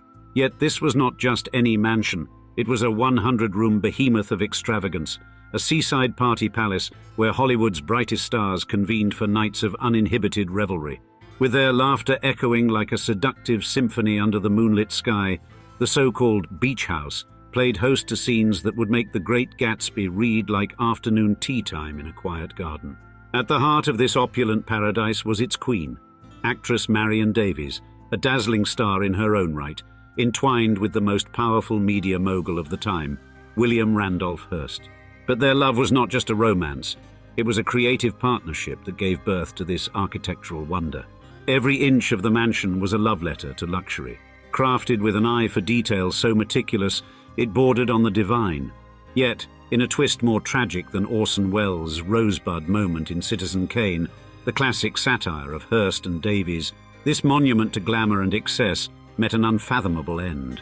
As the golden age of Hollywood faded into the shadows of World War II, this iconic home to luxury fell to the cold, unfeeling hand of the market and was turned into a parking lot, of all things. In today's episode of Old Money Mansions, we'll describe how this decision was more than just the demolition of a building for profit. It was the end of a legendary era in the City of Angels and the extinguishing of a light that once burned brightly on the shores of Santa Monica, as we describe. Why Los Angeles' most luxurious mansion was demolished. Born on the 3rd of January 1897 into a close-knit family, Marion Cecilia Duras, who would become the illustrious Marion Davies, early years were a blend of familial warmth and personal challenges. Her father, Bernard J. Duras, a distinguished lawyer and judge, and her mother, Rose Riley, a devoted homemaker, provided a nurturing environment for Marion and her siblings. Despite battling a stutter, Marion's resilient spirit propelled her to leave school and step into the limelight of show business. As a teenager, Marion embarked on her theatrical voyage, joining the ranks of chorus girls. Inspired by her sister Raina, who had adopted the stage name Davies, Marion too embraced this persona, stepping onto Broadway's glittering stages. Her early career saw her star in the 1917 film Runaway Romany, marking the beginning of a dazzling journey in the entertainment industry. Soon thereafter, Marion's fate intertwined with that of William Randolph Hearst, the fabulously wealthy newspaper tycoon, during her stint in the Ziegfeld Follies. Captivated by her charm, Hearst pledged to elevate her to stardom, establishing a production company dedicated to her craft, and under his patronage, Marion flourished, gracing over 45 films with her presence. However, Marion's ascent was not without its shadows. The untimely demise of film producer Thomas Ince at a party on her lover William Randolph Hearst's yacht cast a pall over her career in 1924. Despite this, Marion continued to captivate audiences, becoming a silent film icon. And off the camera, Marion's heart was as golden as her on-screen personas. Her philanthropy, especially towards children's causes and aspiring actors, mirrored the generosity of her spirit. In 1924, her star shone brightest as theatre owners crowned her Queen of the Screen. Now, Marion and William Randolph's shared creative vision soon culminated in brainstorming a grand mansion in Santa Monica in 1926. This architectural marvel, a reflection of their affluence and societal status, was intended to stand as a symbol of their dreams, ambitions, and the love they shared, despite the whispers of scandal and controversy that trailed their union. Thus, in 1926, Marion Davies and William Randolph Hearst were poised on the cusp of architectural history as they sought the perfect architect for their Santa Monica mansion. Amidst heightened anticipation, they breathlessly searched for an architectural visionary capable of encapsulating their love, influence, and the golden era of Hollywood in a landmark that would transcend time, and soon enough, they would find one.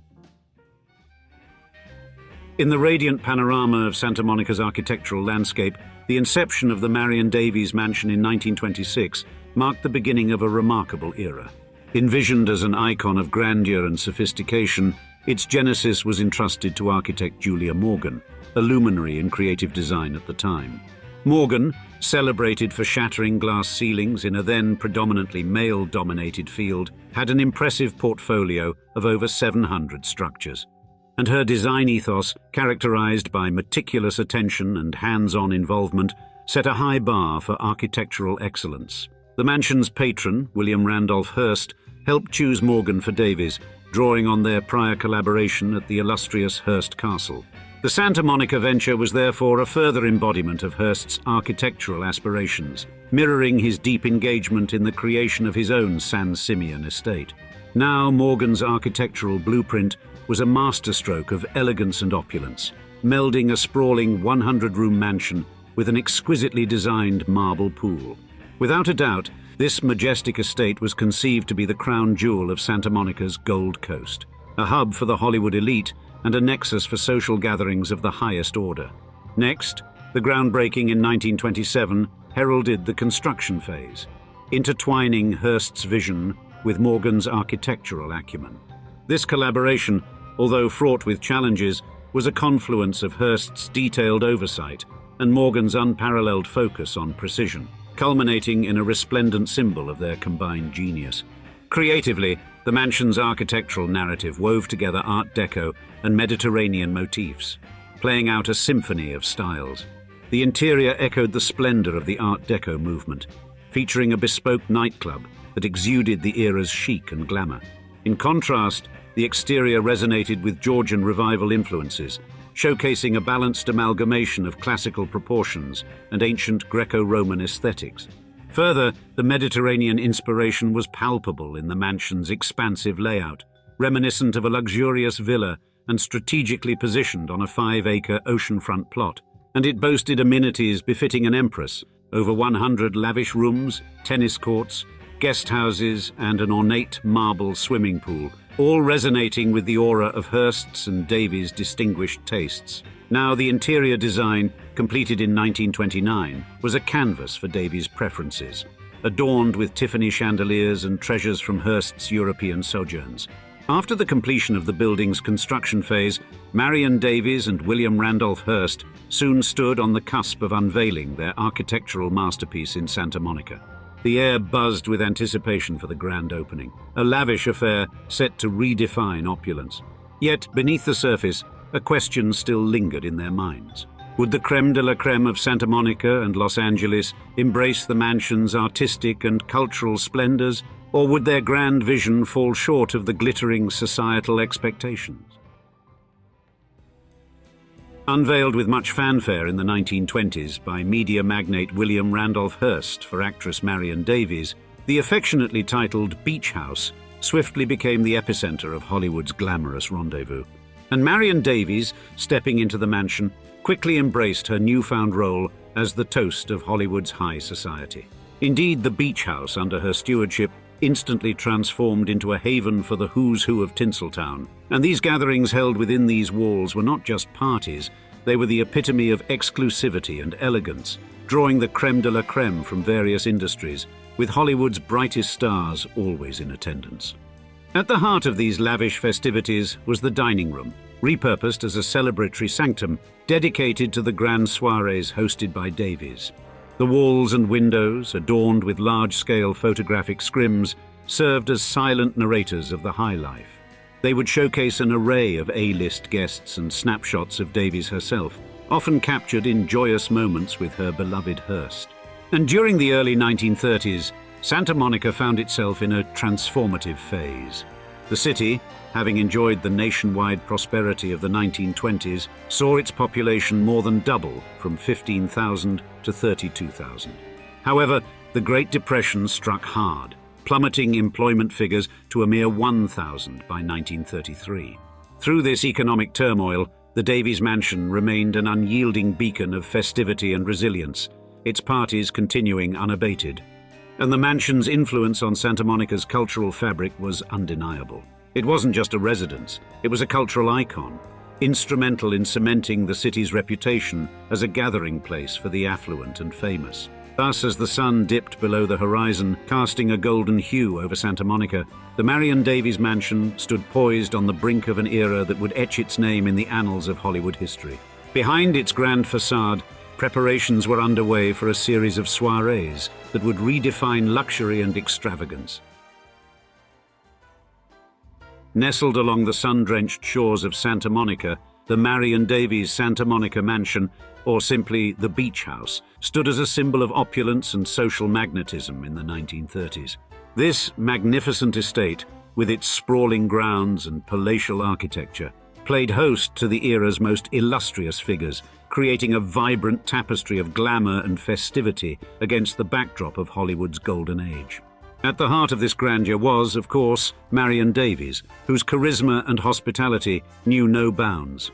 The Beach House became the epicenter of high society, frequented by the likes of Charlie Chaplin, Louis B. Mayer, Samuel Goldwyn, Greta Garbo, and Clark Gable. And these were not mere social gatherings, but elaborate spectacles, where each event outshone the last. Davies's legendary costume parties, particularly, became synonymous with Hollywood's elite extravagance. Yet, the Beach House's allure extended beyond its grand parties. During the tumultuous years of the Great Depression, Davies transformed her home into a sanctuary for those in the film industry facing hardship. Her altruistic spirit shone brightly as she offered meals and aid, often discreetly handing off jewelry and cash to her less fortunate guests. This act of generosity not only solidified the Beach House's status within the community, but also showcased Davies's caring and considerate nature. Therefore, the architectural splendor of the Beach House, combined with Davies's innate flair for hospitality, rendered the mansion a beacon of hope and unity.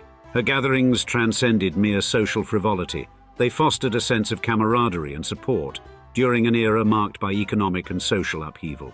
Thus, by the late 1930s, the beach house had earned the moniker Versailles of Hollywood, a fitting tribute to its cultural and historical significance. And Davies's personal life, particularly her long-standing relationship with William Randolph Hearst, added another layer to the mansion's narrative. Despite the complexities of their liaison, such as Hearst being married the entire time, their bond endured until his passing in 1951. Therefore, Marion Davies, much more than just Hearst's companion, was a pivotal figure in the social fabric of Hollywood. Her hosting prowess extended from the grandiose Hearst Castle to the serene beach house, each party a lavish affair attended by the era's most celebrated personalities, from film stars to international dignitaries. However, in the next decade, the even more volatile 1940s, both Marion's life and the fate of the illustrious beach house would be pushed to their absolute breaking points. Now, in the 1940s, much like the rest of the world, Santa Monica's landscape was undergoing a profound transformation. The advent of World War II cast a shadow over the earlier period of extravagance in Golden Age Hollywood. The global conflict, marked by events like the attack on Pearl Harbor and the Battle of Iwo Jima, stirred fears of a Japanese invasion on American soil, and these tensions resonated even within the walls of Davies' palatial estate. Such pressing international concerns, coupled with the decline of Hearst's business empire and his declining health, formed a backdrop to the significant decisions Davies faced. Thus, in a move that reflected her astute financial acumen, Davies sold the beach house in 1945 amidst a property tax dispute, marking the end of an era for the mansion. The property, in its next incarnation, was acquired in 1947 by hotelier Joseph Drown for $600,000. Roughly $8.2 million in today's US currency, who reimagined it as Ocean House, a luxurious hotel and exclusive beach club. Yet despite its inherent opulence, the hotel's success was fleeting, and the main mansion met its demise, crushed by demolition in 1956, a decision that faced opposition from local residents. Yet the Sand and Sea Club, a part of the estate, continued to thrive. The narrative of the estate took another turn when the state of California purchased it in 1960, repurposing the land into a parking lot of all things. Although the Sand and Sea Club remained operational under the city of Santa Monica, the 1994 Northridge earthquake caused severe damage, leading to the site's eventual wholesale abandonment. However, in a remarkable twist of architectural fate, the Annenberg Foundation intervened in 2005 with a substantial financial investment, breathing new life into the site. This led to the birth of the Annenberg Community Beach House at Santa Monica State Beach in 2009, a laudable partnership between the Annenberg Foundation, California State Parks, and the city of Santa Monica, realized at a cost of approximately $30 million. Today, the site retains only the guest house and the main pool from its original architecture, serving as poignant reminders of its storied past. But the Annenberg Community Beach House stands as a harmonious blend of historical reverence and contemporary function, a public space that not only offers stunning ocean views, recreational facilities, and event spaces, but also symbolizes the evolution of the property from a private enclave to a communal treasure. Indeed, this transformation from a private mansion to a public haven encapsulates the fluid nature of architectural history and cultural memory in Los Angeles. The Annenberg Community Beach House is therefore not just a physical space. It is a narrative of change, preservation, and adaptation, holding within its walls tales of a past era of Hollywood glamour. In a land marked by the grandeur of its natural landscapes, where the Pacific coastline stretches as far as the eye can see, stands Hearst Castle, an edifice so lavish that it has famously been referred to as the type of place God would have built if he had the money. This architectural marvel, perched atop the hills of San Simeon, California, serves as such an icon of unbounded opulence that it helped inspire movie director Orson Welles to create what many consider to be the greatest film of all time, Citizen Kane. There was a time, however, when the future of this extravagant mansion stood dangerously close to being dismantled. Indeed, Hearst Castle found itself at a historical crossroads, one that could very well have led to its vanishing from both physical reality and collective memory. In today's video at Old Money Mansions, we'll share the tale of the rescue of the Hearst Castle. for it is not just a narrative of architectural preservation, but also a compelling story of a community's dedication to safeguarding the cultural legacy of California's most opulent mansion. In the year 1919, a pairing of extraordinary creative vision took form. Its legacy manifest in the one-of-a-kind mansion we know as Hearst Castle. At the center were two figures: William Randolph Hearst, a man of prodigious means whose empire in publishing held sway over the American populace, and Julia Morgan, an architect of singular talent, notable not merely for her gender in a male-dominated field, but also for her unparalleled skill and imagination. Morgan, an alumna of the illustrious École Nationale Supérieure des Beaux-Arts in Paris, was the first woman to achieve a degree from its architectural program. And over her career, spanning half a century, she lent her genius to over 700 buildings. Contrastingly, Hearst wielded his power through ink and paper, courtesy of an inheritance from his father, whose fortune was hewn from the mining industry. When these two colossal talents met, their combined energies converged on an unparalleled architectural endeavor, a grand edifice set amidst the splendors of San Simeon, California. What began as Hearst's whimsical idea of what he called a little something soon burgeoned into a sprawling estate, 127 acres filled with opulent structures and luxurious gardens, christened by Hearst as La Cuesta Encantada, the Enchanted Hill. Construction embarked in the Roaring Twenties and would persist, with intermittent interruptions, until the waning days of the 1940s. Indeed, the castle is an architectural polyglot, primarily Spanish colonial in nature, yet subtly revealing Morgan's dexterity in diverse design vernaculars, from Gothic to neoclassical. The main dwelling, dubbed Hearst Castle, embodies the Mediterranean Revival style, its facade evoking the grandeur of a Spanish cathedral, complete with bell towers and intricate embellishments. Within its walls are 115 rooms, each imbued with distinct historical influences, from ornate bedrooms to a theatre and even a beauty salon.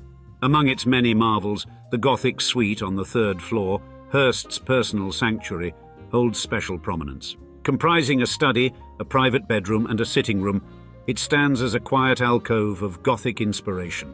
During its construction, Julia Morgan remained the sentinel of every detail. Whether overseeing the procurement of Spanish artifacts or collaborating closely with Hearst on the integration of his extensive art collections, her touch was omnipresent. The 1930s saw Hearst Castle metamorphose into an epicenter of culture and conversation. An illustrious roster, Winston Churchill, Calvin Coolidge, Clark Gable and Bette Davis among them, graced its halls, each one invited to partake in its luxury and marvel at its art collections, spanning antiquities from Egypt, Greece and Rome to European Old Master paintings. Yet, the pulse of this social hub dimmed come 1941. World War II, coupled with Hearst's dwindling finances, ushered in a period of stasis. Nearly 3 decades of ceaseless construction drew to a halt, aligning with the twilight of Hearst's years. The castle's history thus took a notable turn, its vibrancy supplanted by stillness. Now in the fall of 1951, with the passing of William Randolph Hearst, an unmistakable, almost palpable atmosphere of decline began to envelop his once grand empire of properties. Indeed, Hearst was more than a mere newspaper publisher or politician. He was a colossal figure in American business and media, an architect of what would become Hearst Communications. His absence created a vacuum in leadership that seemed to cast a shadow over the very estates he had so meticulously built.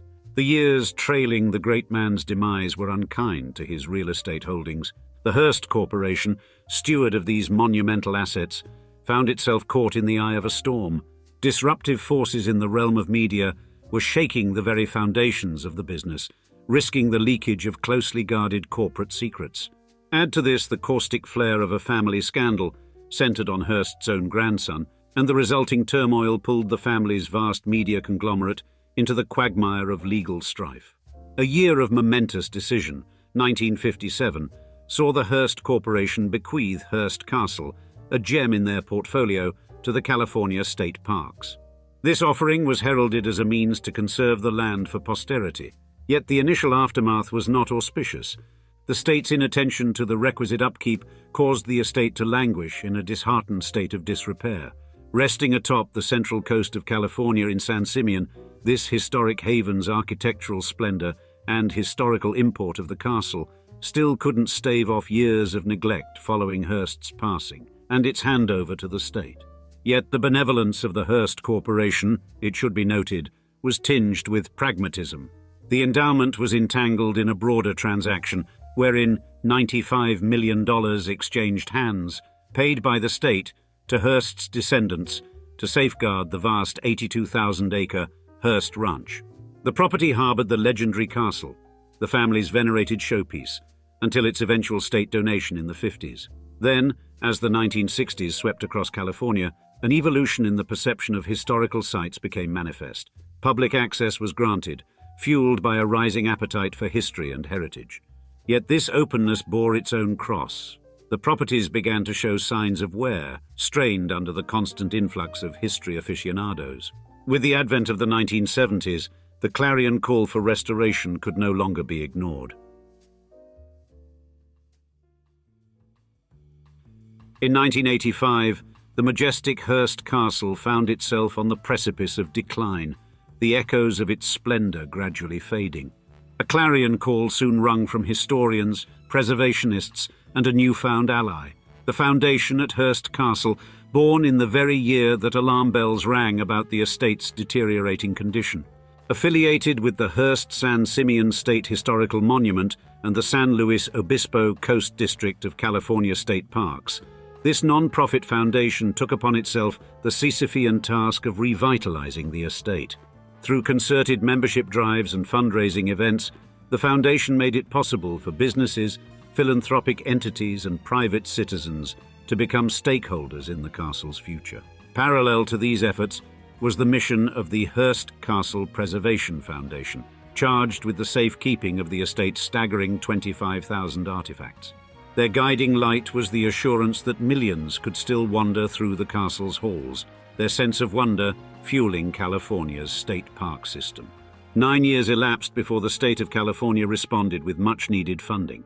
With these resources now at hand, the year 2000 heralded a significant phase of restoration, overseen by conservators of the highest order. These were men and women steeped in art history, fine arts, and even the chemical sciences, their expertise augmented by the era's cutting-edge technology.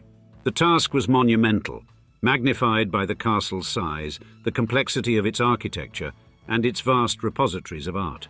Among the many restorative activities, the terracotta terraces were refurbished, the plumbing restored to its original condition, and period elevators and historic wood doors meticulously preserved. All of these were executed in strict accordance with the National Park Service's standards for rehabilitation. As the calendar pages turned to 2010, several pivotal restoration endeavors reached fruition. Not least among these was the rejuvenation of the Neptune Pool, completed in the late summer of 2018, a Herculean labor that necessitated the removal of over 9,000 square feet of marble tiles and replacement with new ones, quarried from the very veins of Vermont from which the original tiles had come. But even the roof was not to be overlooked. A project spanning nearly 2 years, it had to be conducted with surgical precision to preserve the invaluable art and architecture below it. Challenges were manifold, extending even to the protection of local bat and lichen species. Amidst these projects, the Hearst Castle Preservation Foundation remained steadfast, channeling funds and gathering support. In doing so, they ensured not merely the survival, but the renewed grandeur of this iconic estate. The year 2010 stood as a landmark, signaling the permanence of the castle for generations yet unborn.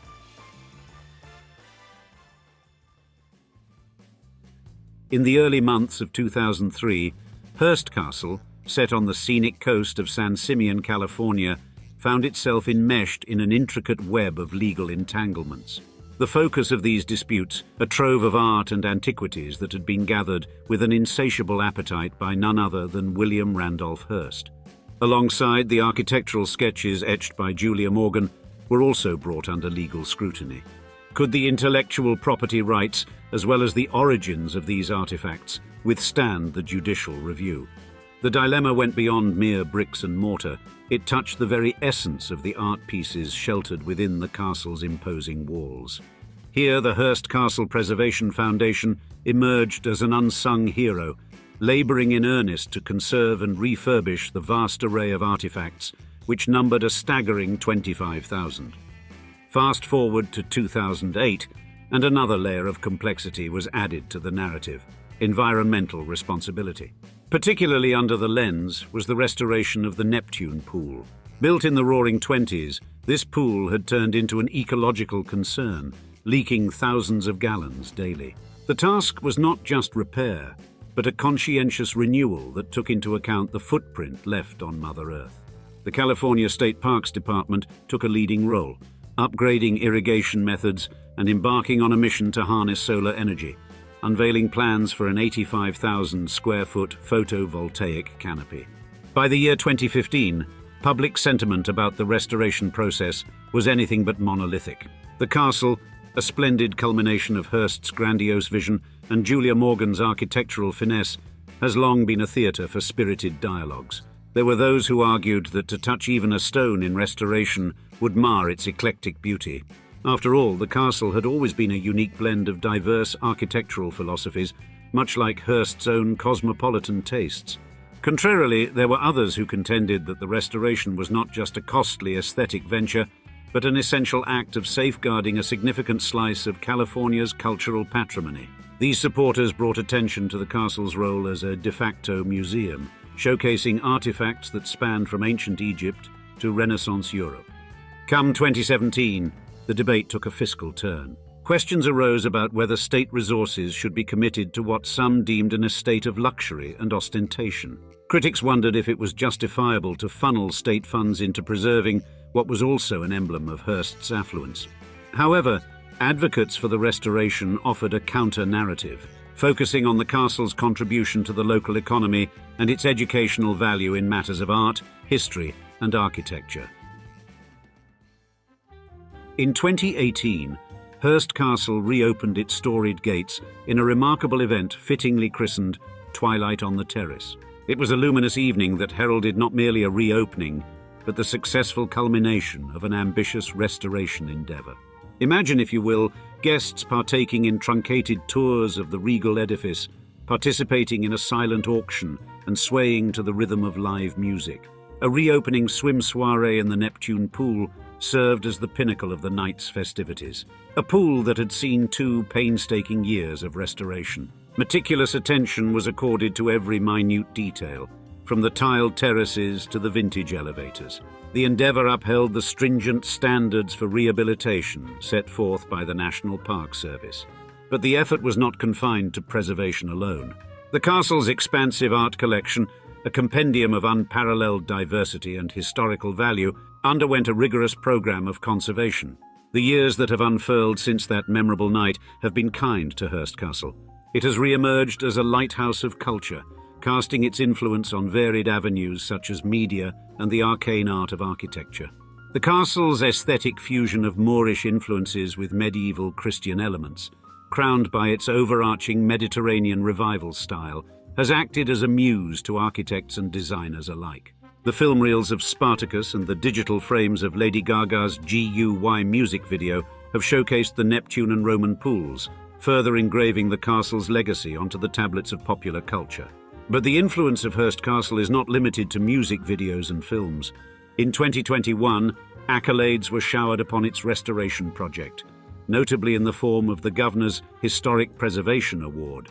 This commendation did not just celebrate the finesse of designers and artisans, it heralded an innovative approach that encompassed an array of strategies: the Unsung Heroes video series, Today's Voice from the Past quotations, and an enlightening 3-window exhibit in the visitor center. The approach broke new ground, striving to engage a broad spectrum of audience, whether they be in the flesh or in the pixels of a virtual world. As we cast our gaze into the horizon, the prospects for Hearst Castle gleam brightly. Under the watchful eyes and skillful hands of dedicated individuals and organizations, this paragon of American ingenuity is destined to continue its role as an eternal wellspring of inspiration and education for the generations yet unborn. And now we'd like to see you in the comments. Have you visited Hearst Castle in California, or would like to? We'd love to hear your thoughts and experiences. And as always, thank you for your continued viewership here at Old Money Mansions. Cheers. Until next time.